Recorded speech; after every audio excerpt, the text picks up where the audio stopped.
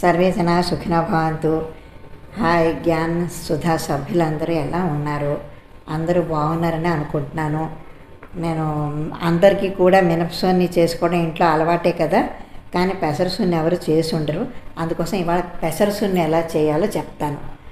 మనం మినపప్పు ఎలాగైతే వేచి చేసుకుంటామో అలాగే పెసరపప్పుని కూడా అలాగే వేచి చేసుకోవాలన్నమాట. దీనికి కావలసిన పదార్థాలు ఏంటంటే 1 కేజీ పెసలు, మనం పెసరపప్పు కన్నా పెసలు తీసుకోవాలి.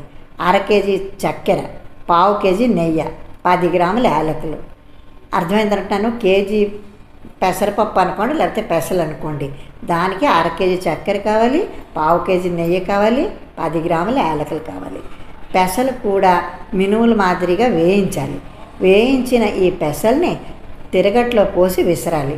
పప్పులు రోట్లో వేసి 2-3 పోట్లు వేసి పొట్టు పోయేటట్టు శుభ్రంగా చెరగాలి. చెరిగిన పప్పుని తిరగట్లో పోసి మెత్తగా పిండి విసరాలి.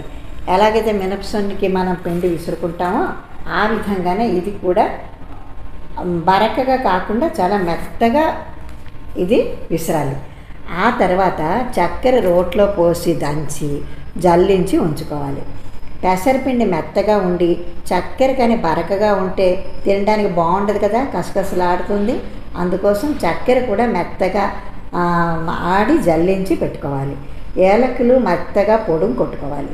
నెయ్యి కరగబెట్టి మనం మినపసొన్నికి ఎలా వేసుకుంటామో అలాగే ఆ మరుగుతున్న నెయ్యిని ఏం చేయాలంటే చక్కెర, పెసరపిండి, యాలకుల పొడి ఈ 3 కలిపి గుచ్చెత్తిన పిండిలో పోసి వేడి మీదనే కలిపి ఉండలు కట్టుకోవాలి.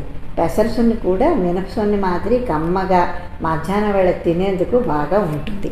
అందరికీ అర్థమైంది అనుకుంటున్నాను. ఉంటాను. ఇంకో మంచి వంటకంతో రేపు కలుసుకుందాం. అప్పటిదాకా సెలవు. శ్రీమాత్రే నమః.